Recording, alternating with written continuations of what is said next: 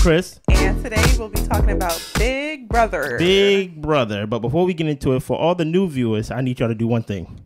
Subscribe, share, comment, like, all the above.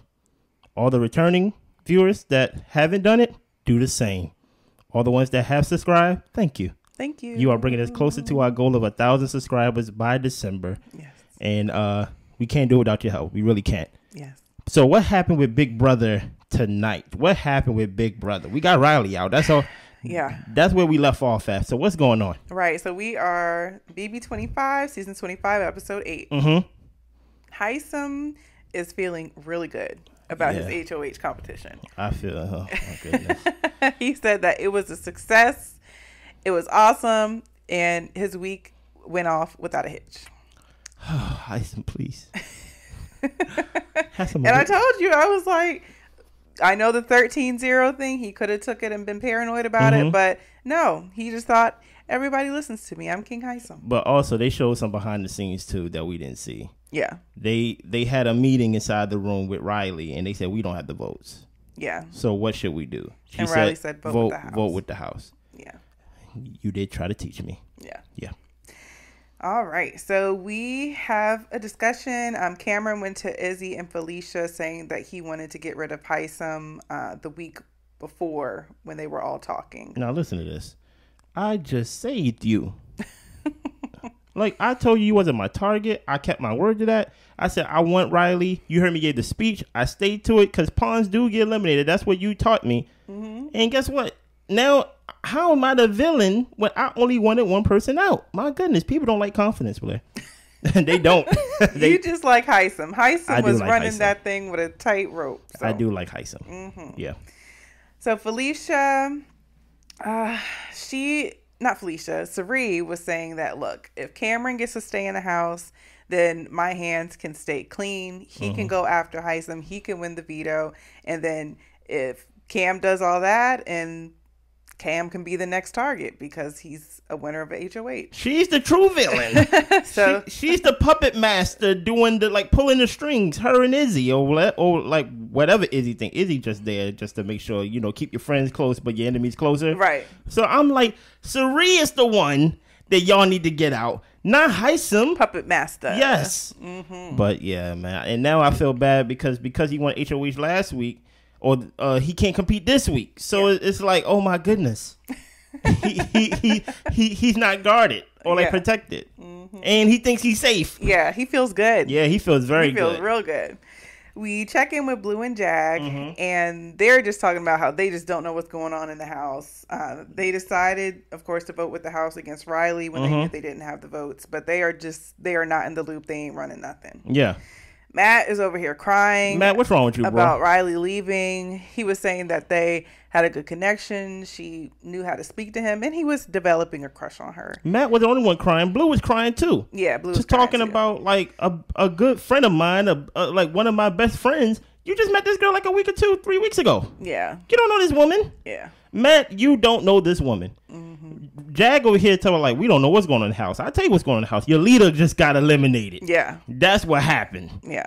That's what happened when your leader was being prideful and basically showing her hand like, Hisam, you're my target. You see, she thought that because they had the numbers, or she thought we had the numbers, that she could just put fear in people and just basically like, like, you would be my target. You're one of my targets. Yeah. Hisam was like, oh, really? O'Reilly. He said, I'm going to get you first. Yes. And he did. And now the house is in this like somber, like it turned from winning 750,000, I think the prize money is. Yeah. It turned from winning the 750,000 to like, let's do it for Riley. Yes. And I'm like, what is going on here? Yeah. I hate when they get into the whole avenging for somebody who left the house. Like, y'all, please focus on your game and what works for your game versus trying to avenge people you just met. So we get into the HOH competition. Yes. And Hisam, he cannot play because he won HOH before. So he is the host of the game show Snot a Winner. And I would say he's a great host. He was a good host. Yes. Entertaining. Yeah. A reason to stay on the show. No, that's not a reason to stay. Sorry. But he was fun to watch for this competition. And in the competition, they have to, it's like a little golf ball. They have to hit the ball and have it go through all these different noses. Like bumpers. And bumpers to get to the bottom, which has a rung of different numbers going, I think it was 1 to 55. Okay. And whoever gets the highest is the HOH. And this is also a Humiliverse competition. So as a winner, there's also going to be a humiliating punishment. Mm-hmm. Also, the people with the 2 lowest scores are the have-nots for the week. Now, have we got a what does have not mean? Because I don't think I know. Yeah, I don't feel like they explained it that well this season, but have-nots, you don't get to eat regular food like everyone in the house. You eat slop, which is, it looks like oatmeal, but they say it's a lot more disgusting. Is have not like part of that room that got like the cheese bed and stuff like that? Yeah, you have to sleep on the cheese bed, and if you leave the room, you got to hit yourself in the butt with the boot. And all that stuff. Okay. Yeah. Well, sure. So first up is Matt, who gets a score of 10. Now, mind you, Matt said he's doing it for Riley. Yeah. He's going to avenge Riley. Now, Matt, why are you avenging when you could have saved her?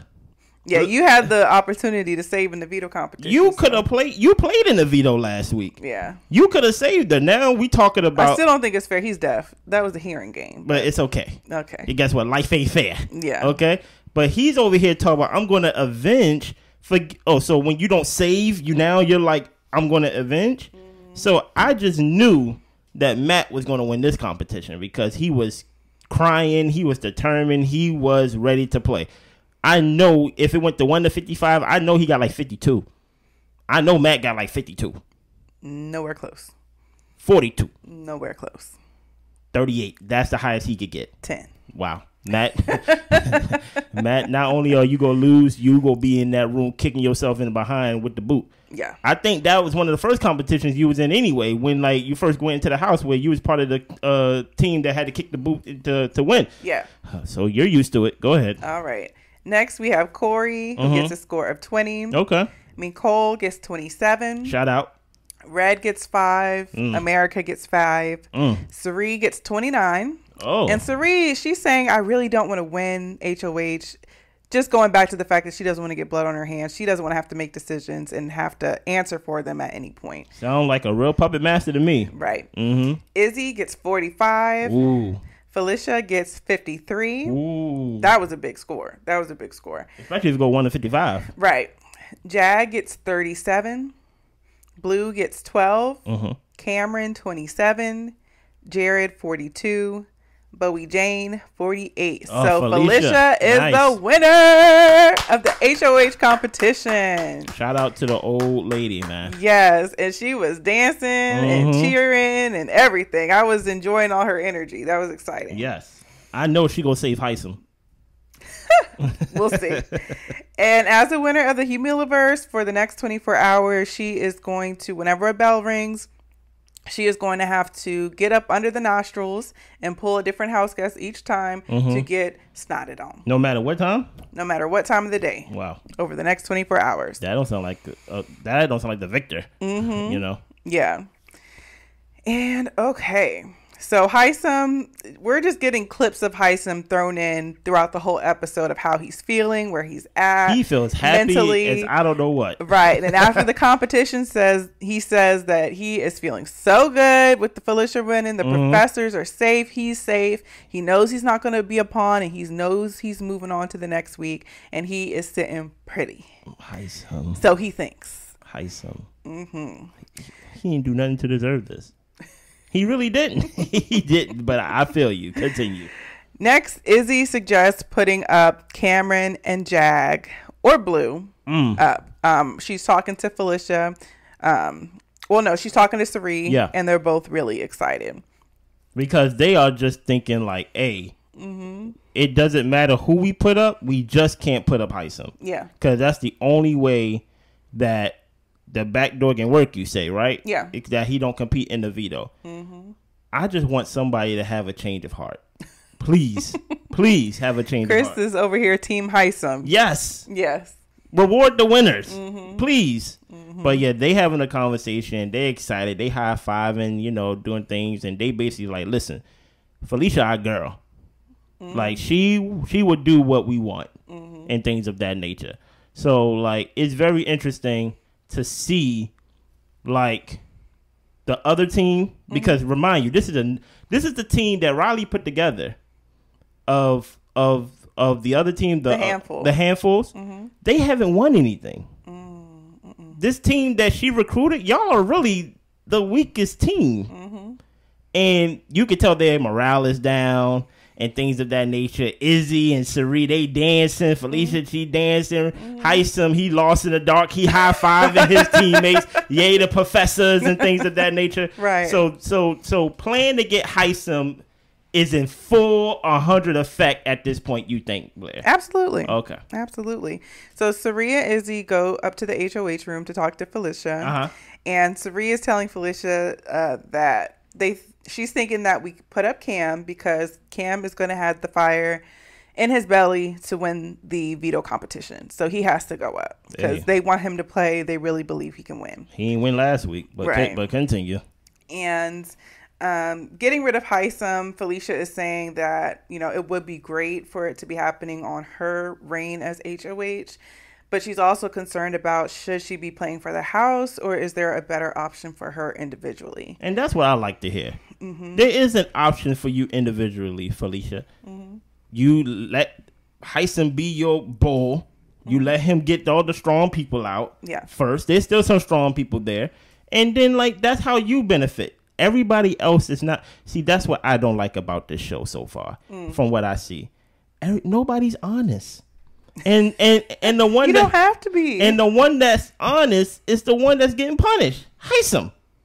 He's the one being punished by saying, you know what, Riley, I'm getting you out because you said you wanted me. He gave a speech.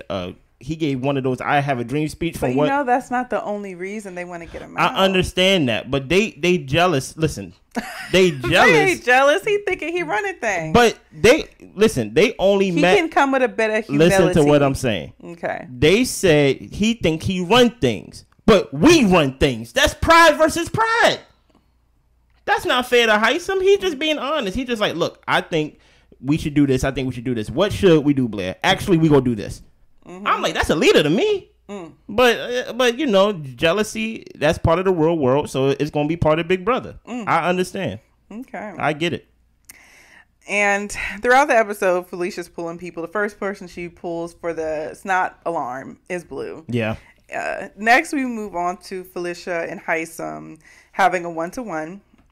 Hisam starts the conversation. Well, who do you think we should put up? Before she even has a chance to answer, he says, well, I think we should be getting rid of Jag. Jag needs to be the target this week. And we really should put Matt next up to him. She was too slow. Yeah. She was too slow. And Felicia is just, okay, all right, whatever you say. Because she's saying, look, you can't tell Hisam anything. You have to let him think he's running, whatever. And she is just making him comfortable so they can move forward with their plan for the week. So not being honest. The liars are rewarded on this show. It's crazy.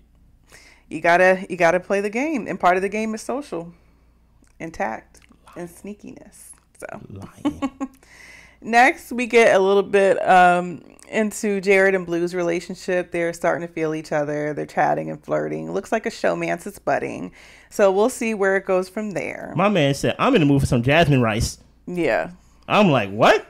Yeah. What you mean? Like, nobody says that. Like usually, the rice is part of a meal. Like, I want some chicken and rice, or I want even rice-a-roni. Yeah. If you want to take it back old school and things of that nature. That man's talking to this woman who definitely has some type of Asian descent or something of that culture, and he's like, I want some jasmine rice.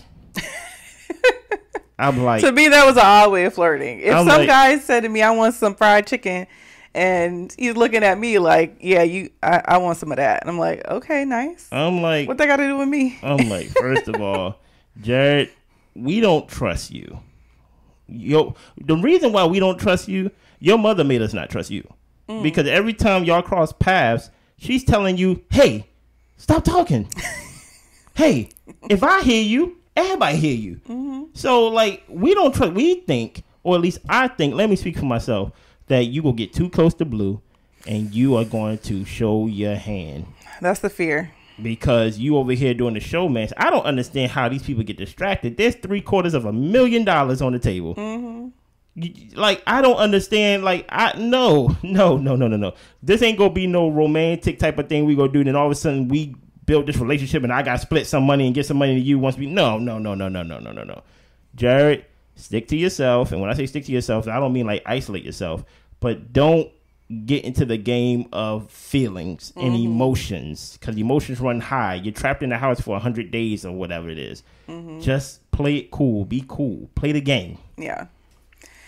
Next, we have Felicia and Jag having a one-on-one. And she's expressing to him that the goal is Hisam, but we really do need you to go up as a pawn. Oh, no. Jag is not feeling it. Nobody at wants all. To be a pawn. Jag is saying, look, the pawns get sent home sometimes. I am not down for this, but what am I going to do? So I'm about to say, like, if you want to be a pawn, you should have won. Right. Next, we get a little conversation with Matt, Izzy, and Sari talking about some of his struggles of being deaf and also being an athlete, and how people make assumptions and prejudge him of how he looks physically and thinking that he's a snob or thinks he's too cool, when really he's like, I just can't hear y'all. Yeah, he basically like, everybody think I'm a douche, but I'm not a douche. I'm just deaf. Right. You know? Right. That's understandable. And it was a nice conversation. Along with what Sari said, she was saying that she really hasn't met anyone who's deaf and really got to hear from someone about their perspective of the world. And the same for me. Like, I've never met anybody who's deaf and really interacted with somebody and seeing how things are from their perspective. So it was nice to hear a little bit about his life story. So that was a cool moment. Very insightful. Yeah, I met deaf people all the time. He's probably the most progressive deaf person I've seen. Like, I'm not saying I question that he's deaf. I definitely know he's hearing impaired for sure, based on how he talks and things like that. But it's very interesting to see, like, even their interactions, this little soft moment, trying to put a backstory to Matt and things like that. But Matt, we didn't forget, you lost. You didn't avenge Riley, and you didn't save Riley. Yep. You lost. And the only one who likes you so far is Izzy. You about to turn Izzy to the other team. She even said it the first time. She said the first night, she said, listen here, if I was interested in men, it would be Matt. And that's what she said in the convo too. She was like, I didn't think you was stuck up. I thought you was hot. I just thought you were attractive. She said, I thought you were gorgeous or beautiful, whatever adjective she used. But Izzy been raving about you from the first time she saw you to even now. Right. Izzy is consistent. Yes. So Matt, I don't think nobody thinks you're a douche in that house. And as a viewer, it doesn't come across that way. You seem cool. It doesn't. You're just a guy. Yeah. Basically, like, probably if I ain't know where you was from, I probably think you surf or something like that. Like, I have no idea. But no, that was a heartwarming part to make us forget that he lost 2 times in a row. Okay. You lost. Right. Riley's disappointed in you, buddy. Okay.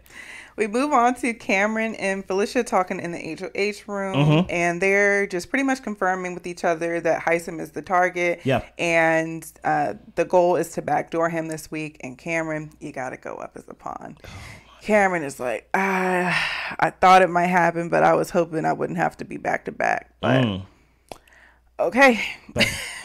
He said he sucked it up. He's like, all right, but that's what we doing. But he put a little perspective on there that said, hey, maybe you don't want to put me up there. Yeah. Because you may sense off some alarm. You may alarm Hisam and things like that. Because you don't want him to even have a chance in the veto and to compete. Yeah. So listen here. I know what game you trying to play, Cam. But guess what? You're on the board. Right. Okay. Like, we would take that chance. Exactly. Okay. Like, we go put that chance of him being on high sense alert and things like that. But we need a pawn because it really makes no sense for us to put anybody else up there. Yeah. Yeah. So we are at the nomination ceremony, and as we are getting started, the snot bell rings, and Felicia is called to get snotted on. Yeah. And she takes Corey with her, and she is drenched and has to continue on with the nomination ceremony after. Thankfully, that was the last one of the 24 hours, so we can move on from that. She decides to put up Jag and Cam. And we get another snippet of Hisam saying he feels so good. He is smiling in the confessionals, man. He said he feels safe and he hopes he doesn't get picked for the veto because he wants somebody else to win. He's been winning too much. My man said, you know what? Someone else need to win, so a target won't be on my back. I said, bruh. And they're doing this right here, just lulling him to sleep. Say, he about to be knocked out sleep. I said, you're wearing red. like, oh my goodness. It's not, I don't like how they depict Hisam as this evil ruler and things like that. Even when he was hosting the game, they put the red light edits on him and stuff like that to make it seem like he just laughing and lording over the house. Hisam is a good gamer. But write in the comments below why we should save Hisam for next week, okay? Because he definitely believes that he's going to be there next week. And if you don't feel like we should save Hisam, what are your reasons? Do you feel like it made a difference of his social game? Do you feel like he shouldn't have came for Riley? Or was it some of the conversations of saying he wanted to create new relationships afterwards? Yeah. Like, what do you think put Hisam in this position? I ain't gonna hold you. I was reading some things. People was upset that he eliminated Riley. Really? Like people had this weird love for Riley. I think it's like that white girl complex. American sweetheart type of vibe. I'm like American Pie type of stuff. You get what I'm saying? Riley haven't done anything to make you go against her or to love her as much as y'all do. Okay, so what do you think is gonna happen in the next episode? Because we go do the next 2 episodes, that Wednesday episode and eviction. Do you think this is the week that Hisam leaves? I think so. I think that even if he gets picked for veto, I don't think he's going to push to win. And I'm just hoping everybody in the house can stay calm, don't be acting weird, and put anything out there to make him think like, wait, something's off. Everybody be cool. Be cool. And let's do the thing. Alarm him. He go in that closet, grab that cape, and he's gonna win veto again. So you want Hisam to go. I do feel like the way that he's playing is a bit overbearing. And I feel like that type of play gets you sent out early. You can, I feel like how Ceree's doing it. Ceree could stand to win, but it is kind of early in the game to where you don't want to have too much blood on your hands too early, and you don't want people to know how competitive you really are, because you can lay low until it's really time to compete. Yeah. And she's been able to do it well, and she's even been able to pull the strings in the house really good too. And that's how you play Big Brother. Yeah. That's how I like to see people play. Yeah. I like to see people play with a strong fist and strength and winning. But the more you talk, the more you think you're running stuff, the target on your back just gets bigger and bigger and bigger. Okay. I'm gonna keep winning and winning and winning. Okay. I would say as we close that, as a rule for me personally, even if my team win, I will never take a veto off. If I'm ever picked for veto, I will never throw a veto. And that's something that I would keep to myself. Because to me, I feel like if I keep that to myself, the snakes in the grass is going to show themselves. Yeah. I would never allow myself to be lured to sleep, to be like, you know what, I'll just go throw this competition for the best of the team. I'm like, no, what guarantees me from not being on the block is a HOH. And if I can't win HOH because I won last week, it's a veto. And I just think, like you said, the same way as pawns could get eliminated, I think the same way as you got to think the same way as, like, to protect me from ever getting backdoored, I'm just not going to throw no competitions. But like you said, it's a social game. It's a puppet master game. Yeah. Anything else, Blair? No, not at all. I'm looking forward to this veto competition, and let's get Hisam out. I do not stand. This show do not stand with that. Let's get him, y'all. Okay. Listen, hopefully y'all enjoyed the show. This is the list of shows that we plan on doing for the month of August and September. We will add more shows, and we may even take a show off. This is not set in stone, but this gives you an idea of what is coming up and what we are going to do. Please leave a comment below. If there's a show we missed, if there's a show that you're looking forward to that you want to hear our opinions on. And please give us your thoughts and share the show. And y'all be good. Bye.